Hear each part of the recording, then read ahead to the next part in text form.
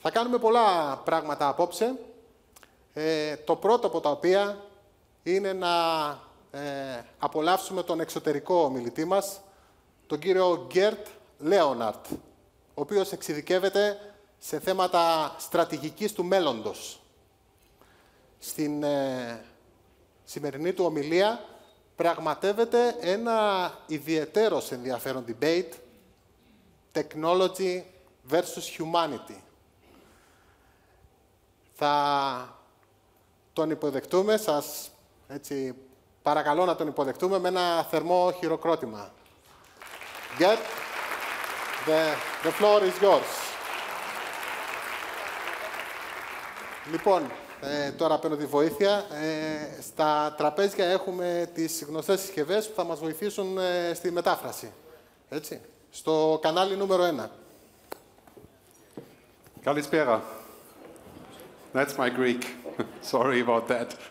So, I live in Switzerland. I'm originally from Germany. I spent 17 years in the US. So if I speak too quickly, that's because I'm used to American audiences.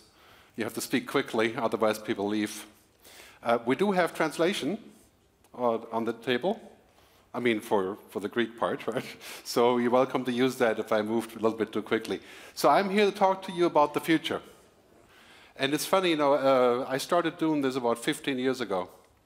And 15 years ago, I was talking about the future that was far away, like science fiction. Right?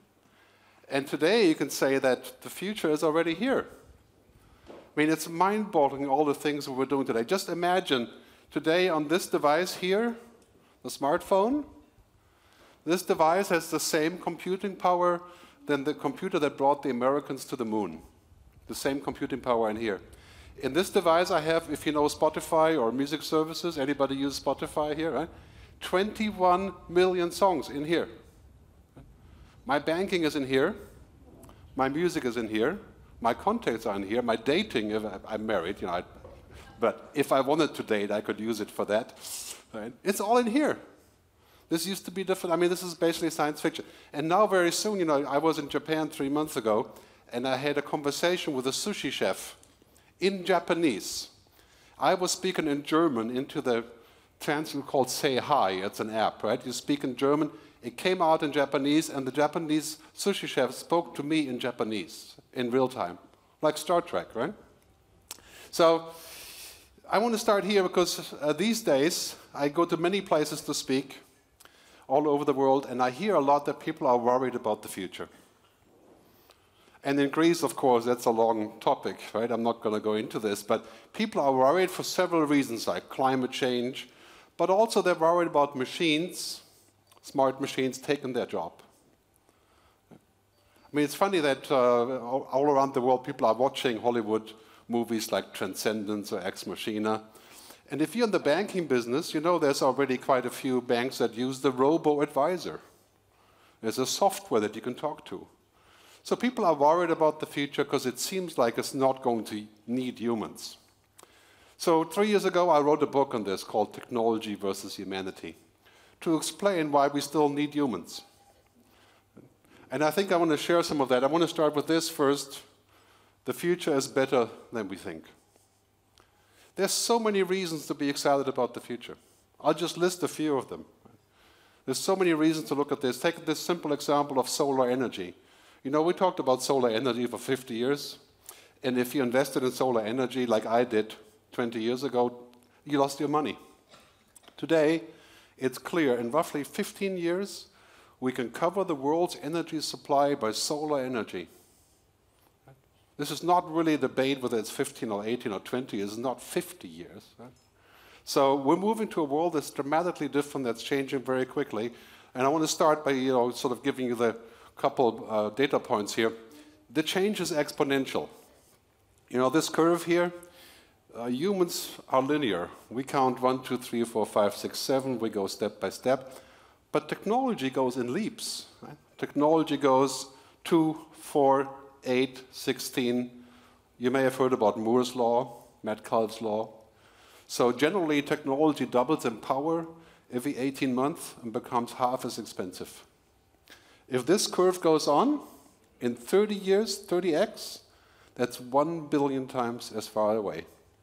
So you can estimate in 20 years, the kids of my kids will live to be 100 years old because of advances in technology. 100 years on average.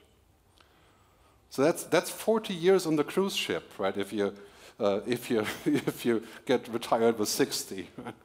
We're going to see a world where the kids of our kids will not know how to drive a car because they can just speak to the car.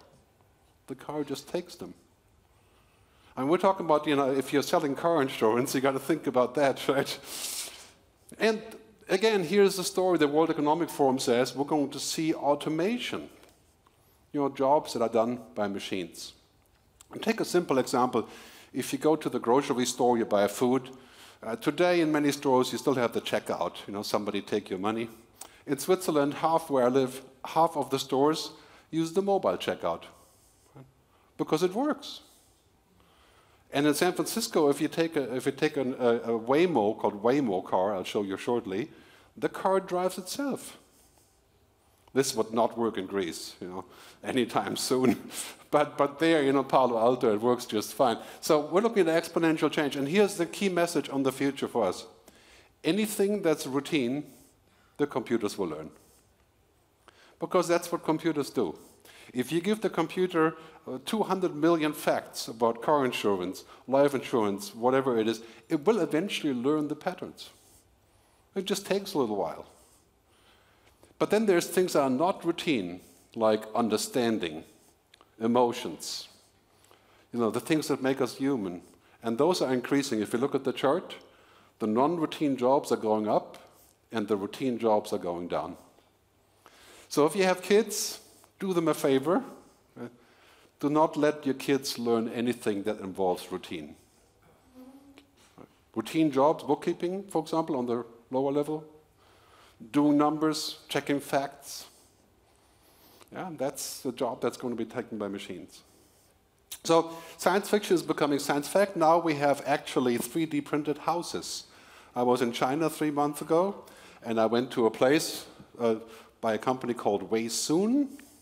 And Weixin prints entire houses in China from A to Z. It prints the outside and the inside. In 4 days, it prints the house.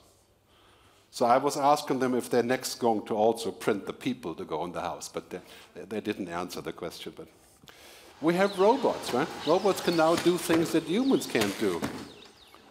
This robot here is 750 kilos. It does, as you can see, something that's impossible for most humans, which is coming up shortly. I mean, a crazy concept that a robot could even remotely do a backflip. Huh? I mean, now these robots are actually better than humans. Now we can see the first things like the self-driving car. Okay, Communicating with the car.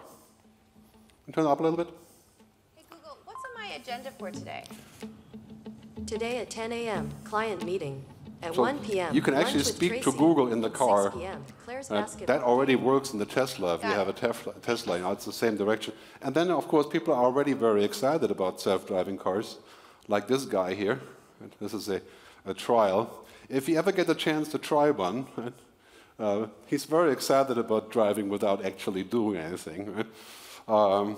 That's not really self-driving, but it's more like assisted driving. Right? But he is excited about that, as you can see. And then we have devices. Anybody have Google Home or Amazon Echo that you can speak to, and they buy things for you? Now, 12 million Americans have this box.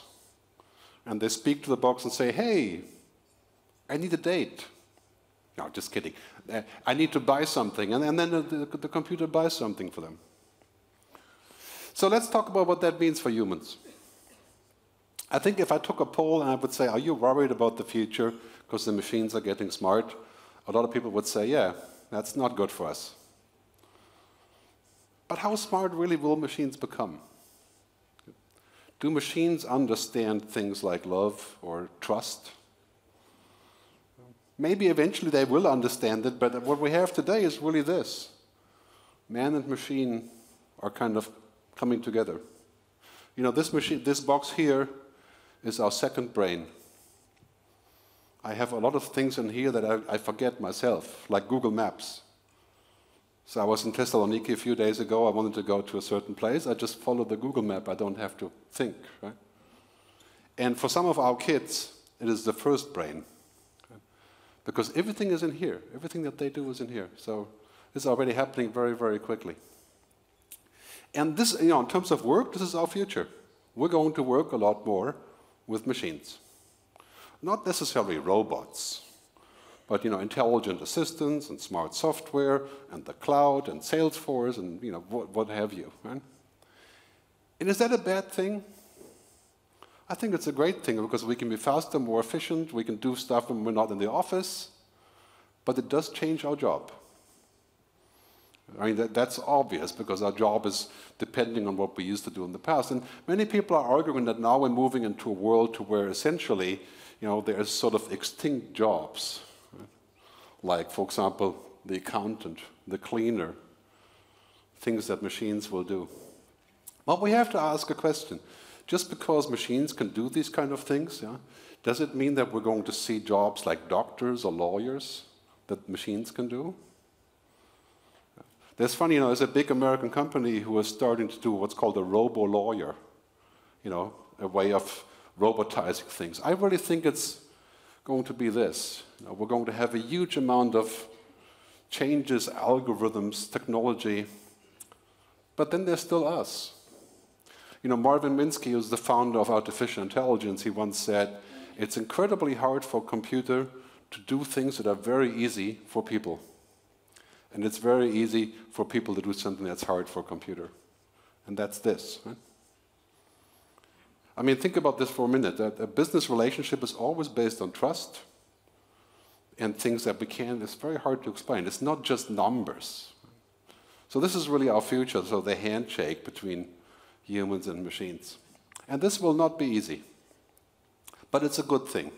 I mean, think about that. If your job is 70% routine, adding up numbers, doing research, sending out things. If you can get rid of the routine and then do something new, you can help your clients. You can do other things. It feels threatening to me, for example, 5 years ago we used to make research reports, like the future of Switzerland. And you know what you do today if you want to know about the future of Switzerland? You ask Google Trends. You go to Twitter. Or you ask IBM Watson, it has an answer for anything. IBM's artificial intelligence. So we're going into a future where that's really dramatically different, and our skills are changing. These are the old skills from the World Economic Forum on the left. On the right are the new skills that we need, that our kids need. Critical thinking, creativity, emotional intelligence, cognitive flexibility. 10 years ago, if you had asked a company if they want to hire people who are emotional and critical and have emotional intelligence and ask questions, everybody would have said, no way. We don't want it. Those are troublemakers. Right? Today, this is the number one thing. If you ask human resource department in pretty much any big company, they want people who are creative and who are critical thinkers. It's completely different. And how do our kids learn that? Right?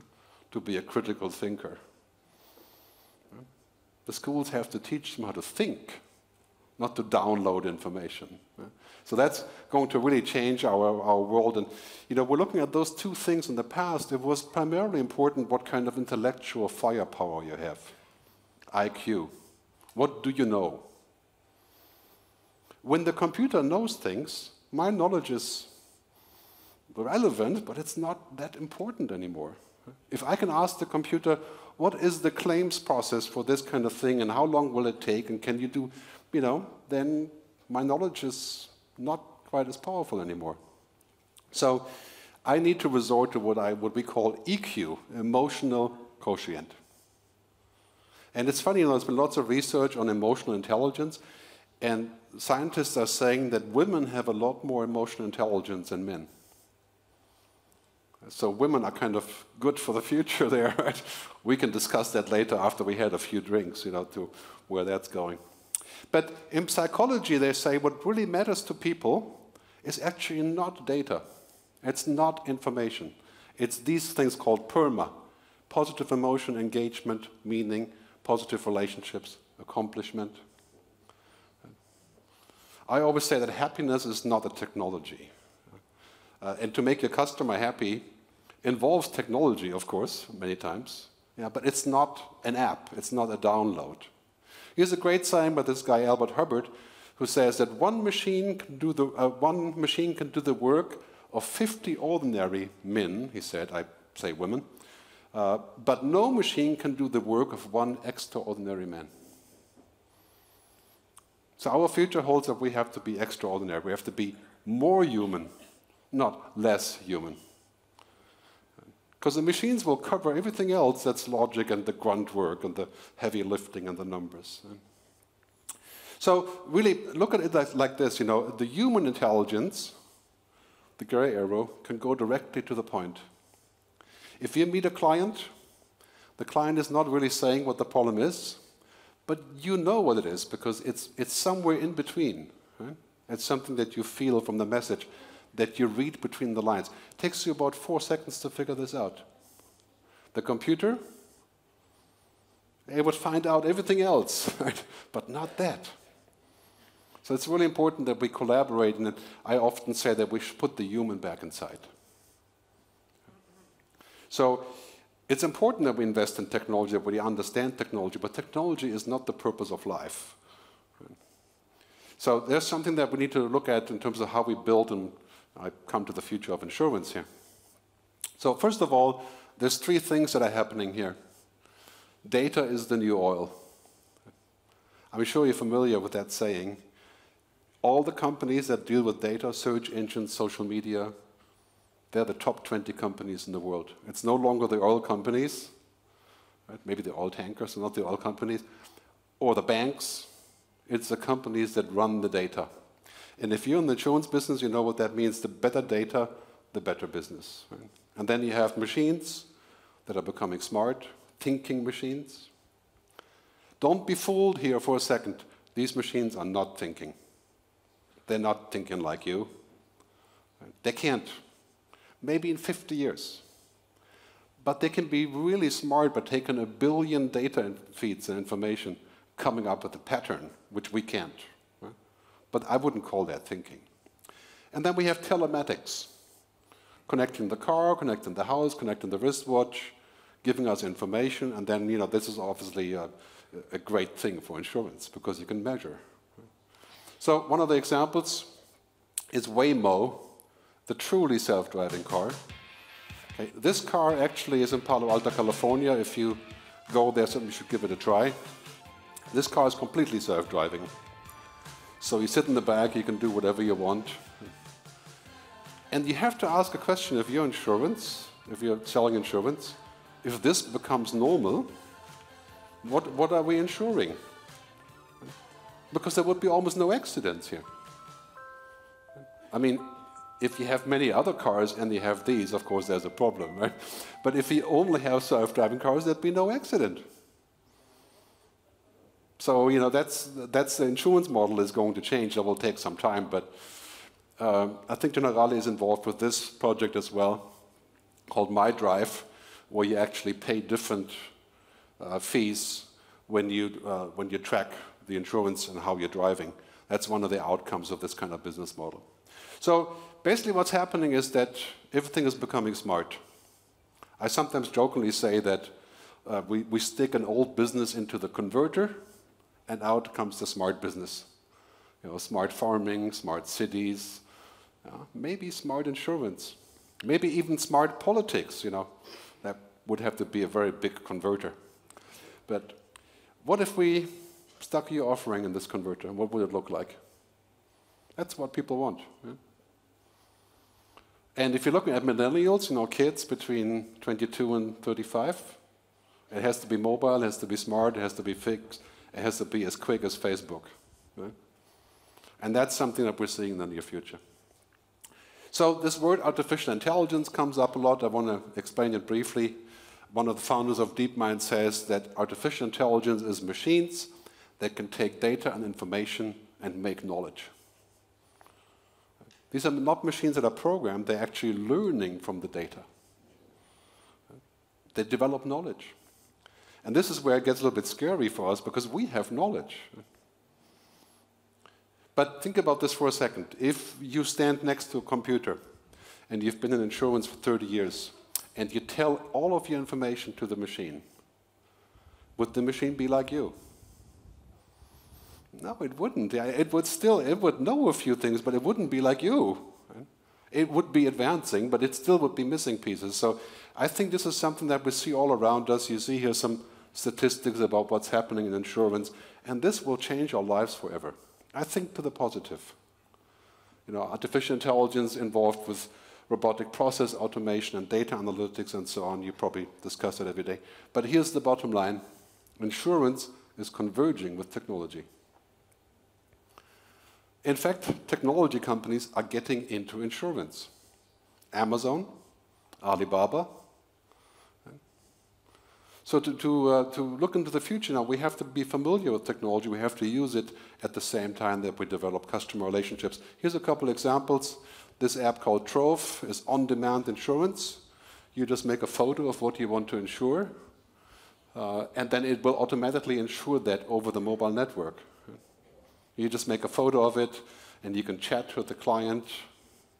This is not something that a 75-year-old Greek person would do, right? But a millennial, absolutely.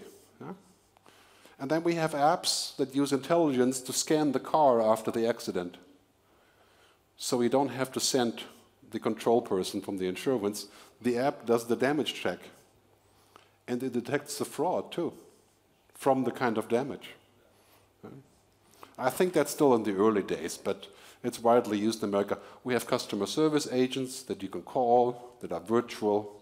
So, I mean, this is a kind of a preview of the future. So, one thing that I talk about a lot is how we keep technology human. Because sometimes it feels like technology is doing all these things and it's not really going very well. So how do we do that? It's called digital ethics. And Tim Cook is the CEO of Apple. He held a speech in Brussels the other day, and he said, technology can do great things, but it does not want to do great things. It doesn't want anything. I mean, technology doesn't care either way. It's just, this is just a machine. Right? If you tell technology to track every single person in Greece and find out if they're keeping money somewhere, so it would do it if it can. It doesn't care. Right? So we have to actually do that. We have to do these things, right? Security, protection, regulation, ethics, social contracts. We have to decide what it should do and what it shouldn't do. And that's, that's not an easy decision. That takes. I guess I said the wrong thing, huh? Sorry. Okay, so greatest example is Facebook. Most of you are on Facebook, I would assume. Right? And Facebook is now basically shooting at democracy. Right? Because we have all noticed that we're being manipulated by what it says on Facebook. Facebook doesn't have an editor. I think it has 4. It's an algorithm. The algorithm shows you what you're supposed to see so that you feel good and you come back. That's not called media, right? That's manipulation. And so Facebook has become, I left Facebook 6 months ago because I feel that Facebook has become unethical. And I think just yesterday was announced that Angela Merkel, the German chancellor, has quit Facebook. So if you have any Facebook stock, think again. I think we're looking here at the future like this. Facebook had 26 scandals last year in 2018 involving data, for example, giving your data to the phone companies or, tracking kids who have puberty problems, all kinds of things. Right? Crazy. So this is really something that we have to think about. So I'm going to wrap up by saying, how do we actually do the future? I call that doing the future rather than thinking about the future. Okay, the future first is going to be, in a nutshell, awesome, good American word, awesome humans, amazing technology. If you just have amazing technology, that's pretty good, but you'll be a commodity. Because in 5 years, everybody has amazing technology. You can buy that. Right? But on the other hand, if you're just an awesome human, and you have really bad technology, that's also difficult, right? Because people get fed up that it's not working. You need both. So don't make a mistake thinking that people are not needed. They're needed in a different way. Right? The routine is going to the machines, and we are free to do new things. That's not entirely easy, but I think we can learn that. And the future is now no longer about tomorrow. I think it's particularly important for Greece. The future is not 10 years from now or, science fiction. The future is here, and the future is in our head. It's a mindset. And I think no matter if you're 25 or 57 like I am, we have to have a future mindset. We have to work with the future. Because if you have a future mindset, you will be there. I realize lots of companies I work with, even the 40-year-old guys in the management have stopped thinking about the future. They just repeat. So we have to think a little bit more about the future. The other thing is, we need to tune down the fear. Okay? A little bit of fear is fine, as I say, 10%. Right? But we're constantly thinking about what's going to happen to us because, there's some cyber warfare or, Amazon is coming or whatever, right? I think we're a lot better than that. I don't think we have to worry about machines getting smart because it'll be at least 50 years before they can compete with us to be anything like us. Well, that's pretty far away, but yeah. Let's think about that. And then we have to collaborate. I mean, all of you are agents. Many people from Generali here. We have to collaborate to create this future. Because the only way that we can keep us by collaboration. It's funny, even with other companies, we have to think about how we can collaborate.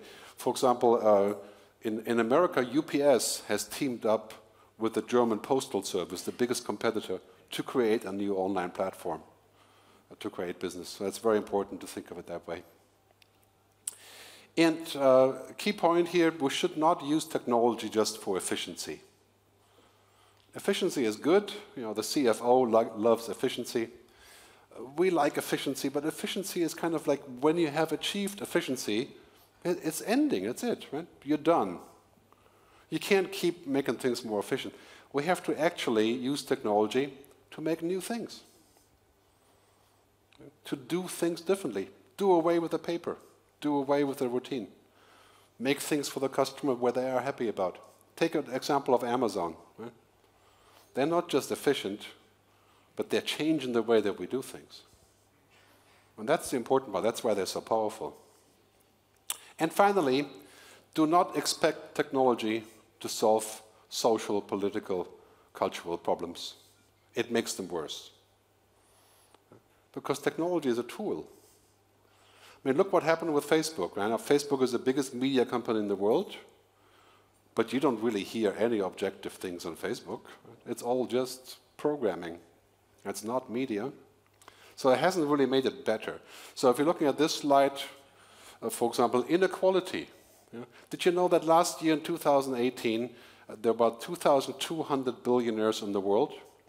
They gained 10%, I think 12% actually, in money in 2018.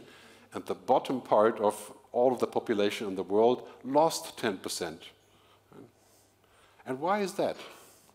Well, this is not something that an app can fix. We're going to have to think of that as a political process. Right?